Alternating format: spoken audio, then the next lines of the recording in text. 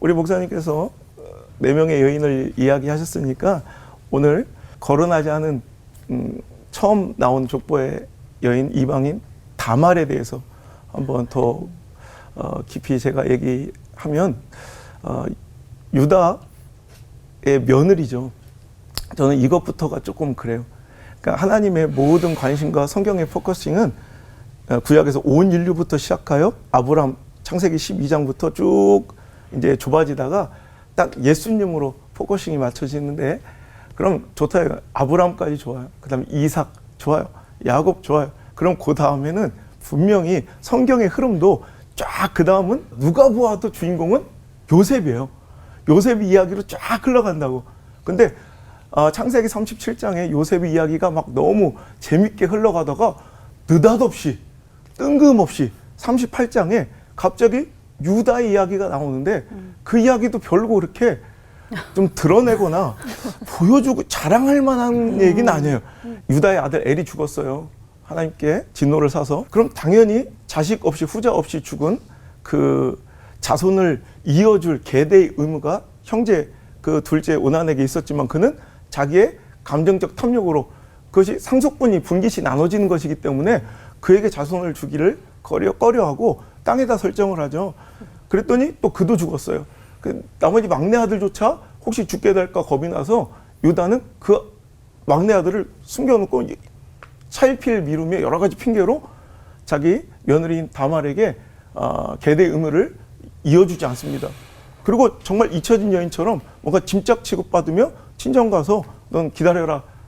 저는 오늘 이 말씀을 읽을 때 이 여인 다말의 입장에서 한번 성경 읽으니까 너무 비참할 것 같더라고. 한 남자 사랑해서 결혼했는데 마치 짐짝 취급 당하며 여기 버려져서 홀로 그냥 소망 없이 정말 기다리고 있는 그냥 정처 없이 기다리고만 있는 이 여인의 그 비참한 심정이 성경 읽는 가운데 정말 너무나도 내 가슴을 치더라고요. 그녀는 결단합니다. 도저히 자에게 소망이 없자 창녀로 변장을 해서 이것도 기부하죠. 시아버지와 관계를 갖고 그 낳은 아들이 바로 이제 유다의 족보가 바로 다윗 왕의 계보가 되고 예수님이 오실 통로가 된다는 거. 여러분 비참하지 않습니까? 여러분 너무나도 천하고 정말 소망 없는 여인이죠. 그 다음 날 롯 아버지와 형제 다 잃고 아까도 계대의 의무를 물을 자가 없는 이건 완전히 소망이 끊겨진 여인. 그 다음에 바세바 이건 용서받을래야 용서받을 수 없는 죄인 중에 죄인. 한 분이 진품명품에 고이 보자기로 싼 그런 집안의 갑을 갖고 왔다고 그래요. 이건 집안 대대로 물려온 우리 집안의 갑이라고. 감정을 해보니까 노비분설에 자기 집이 노비였음을 알려주는 증거였다는 거예요. 화들짝 놀래가지고 고이 싸웠던 걸 꾸겨가지고 가더라는 거예요. 그러니까 자기의 족보, 계보가 이렇게 뭔가 비천하고 이런 가리고 싶잖아요. 유대인의 족보는 원래 여인들은 들어가지 않습니다. 근데 일부러 굳이 안 들어가도 될 걸 일부러 첨가해서 그녀들의 이름을 거론한 것은 하나님의 분명한 의도와 선명한 목적이 있었다고 생각해요. 가장 비참하고 처참하기 짝이 없고 소망은 완전히 끊겨버리고 용서받을래요 용서받을 수 없는 자들을 통해 더럽고 추악한 짝이 없고 아무런 희망도 보이지 않는 용서받지도 용서할 수도 없는 너에게로 내가 가고 있노라 하시는 예수님의 우리를 향한 분명한 사랑의 고백인 줄 믿습니다. 우리에게 소망과 용서와 구원을 주시려고 가장 낮고 낮은 그 비천한 통로를 일부러 선택해 우리에게까지 그 은혜를 흘려보내신 예수님을 이 성탄절에 더 깊이 묵상하고 찬양했으면 좋겠습니다.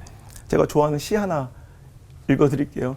신앙적 시는 아닌데 전 이 시를 읽을 때마다 예수님의 사랑이 생각나서 눈물이 나요. 낮은 곳으로 이정하. 낮은 곳에 있고 싶었다. 낮은 곳이라면 지상의 그 어디라도 좋다. 찰랑찰랑 물처럼 고여들 너의 사랑을 온몸으로 받아들일 수 있다면 한 방울도 헛되이 새어나가지 않게 할 수만 있다면 그래 내가 낮은 곳에 있겠다는 건 너를 위해 나를 온전히 비우겠다는 뜻이다. 나의 존재마저 너에게 흠뻑 주고 싶다는 뜻이다. 잠겨 죽어도 좋으니 너는 물처럼 내게로 밀려오라. 우리 예수님의 마음이 이렇지 않았겠습니까? 가장 낮은 곳 철저하게 배신당하고 버려지며 비참하게 짓밟혀 조롱당하는 우리보다 나보다 이 더러운 쓰레기 같은 나보다 더 낮은 곳 십자가 형틀까지 내려가셔서 자 이제 내가 너를 품을 준비가 되었다. 나에게 오니라 하시는 그 예수님의 따뜻한 음성을 이 족보 가운데 들었으면 좋겠습니다. 기도하겠습니다. 하나님 감사합니다. 이 성탄절에 우리끼리 축하하며 기뻐한 자리가 아니라 이 낮은 곳으로 비참하게 오신 예수님을 감격하고 감사하는 귀한 신앙의 절기로 지내게 하여 주옵소서. 나의 사랑 참 좋으신 나를 향한 그 사랑이 한 번도 변함이 없으신 우리 구주 예수님의 이름으로 감사하며 기도드립니다. 아멘. 네, 먼저 이 신약 성경의 첫 시작을 예수님의 족보로 열고 계신 그 배경이 궁금하거든요. 그래서 안호성 목사님께 먼저 질문 드리도록 하겠습니다. 이 포로기와 암흑기를 지나온 이스라엘 백성에게 첫 말씀으로 족보를 읽게 하신 이유가 뭘까 궁금하고요. 또 마태는 내림차순, 누가는 오름차순으로 이렇게 기록하신 그 뜻도 한번 짚어주시면 좋을 것 같습니다. 뭐 간단할 것 같아요. 구약의 시작은 이제 천지 창조의 말씀으로 시작되잖아요. 그러니까 생명의 창조예요. 그런데 그들이 하나님의 의도와 목적을 어기고 하나님과 관계에서 떨어져. 그러니까 육신의 생명은 살아있지만 실은 영적으로는 죽어가는. 근데 신약은 이제 새로운 시대가 도래한 거예요. 그러니까 항상 족보가 나올 때는 새로운 시대의 도래가 알릴 때 마치 빵빠레처럼 신호탄처럼 족보가 성경 속에 나오거든요. 그러니까 새로운 시대의 도래 가장 확연한 구분이죠. 이제는 생명의 창조에서 이제 그 잃어버린 그 생명을 다시 회복해가는 이야기에 완전히 게임 체인저. 이건 완전히 죄와 사망에 짓눌려 지고 있었던 온 인류를 회복시키는 게임 체인저, 유일한 키가 되시는 예수님이 오셨다라는 것을 알리기 위한 가장 멋진 그런 신호탄이 바로 족보라고 생각합니다. 그러니까 이 견해의 차이가 굉장히 많아서 어떤 사람들은 이것이 성경의 오류로 발견되었다 생각하면 성경을 공격하는, 성경의 무엇을 공격하는 자들도 있지만 이건 굉장히 무식한 얘기예요. 유대인들의 왕으로 오신 예수님을 전하는 마태는 그러니까 그들이 가장 자긍심을 갖고 자랑스러운 아브라함부터 쭉 해가지고 이렇게 다윗 왕을 거쳐 예수님이 우리에게 이렇게 오셨어, 예약의 성취가 이루어졌어 라는 걸 말을 하는 거고, 이제 누가는 온 인류의 구원자로 오신, 그러니까 이방인들에게 전하는 복음이잖아요. 그러니까 자, 우리가 얼마 전에 이 세상을 떠들썩하게 했던 그 예수님 얘기 들어봤지?